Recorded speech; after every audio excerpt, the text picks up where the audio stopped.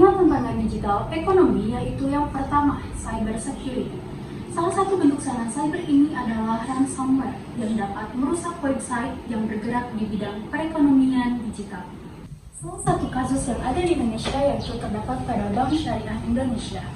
Ransomware menyerang server Bank Syariah Indonesia pada tahun 2023. Dampak ini membuat para nasabah tidak dapat mengakses aplikasi mobile banking selama 5 hari.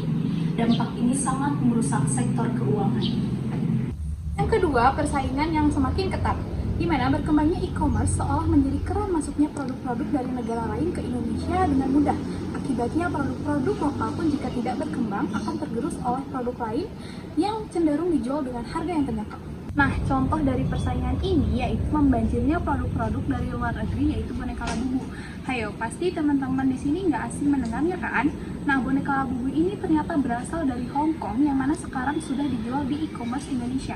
Banyak orang-orang Indonesia pergi ke luar negeri hanya untuk berburu boneka Labubu atau membuat just tip. Karena harga boneka Labubu di sana cenderung lebih murah daripada harga boneka Labubu di Indonesia. Yang ketiga, pembangunan sumber daya manusia ialah mengenai sumber daya manusia. Salah satu pemacarannya ialah pemerintah lagi-lagi harus bekerja sama dalam mengedukasi masyarakat. Contohnya, kesenjangan keterampilan digital. Perusahaan digital seringkali kesulitan menemukan tenaga kerja dengan keterampilan yang sesuai seperti data.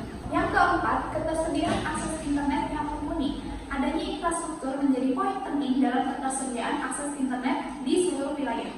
Sebab akses internet ini mempengaruhi investasi digital ekonomi di Indonesia.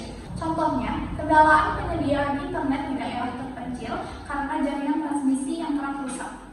Hal ini dapat dicegah dengan pemanfaatan fiber optik sebagai transmisi jaringan internet ke daerah terpelosok yang kerap mengalami masalah saat pemasangannya. Yang kelima yaitu regulasi yang belum mengikuti perkembangan zaman.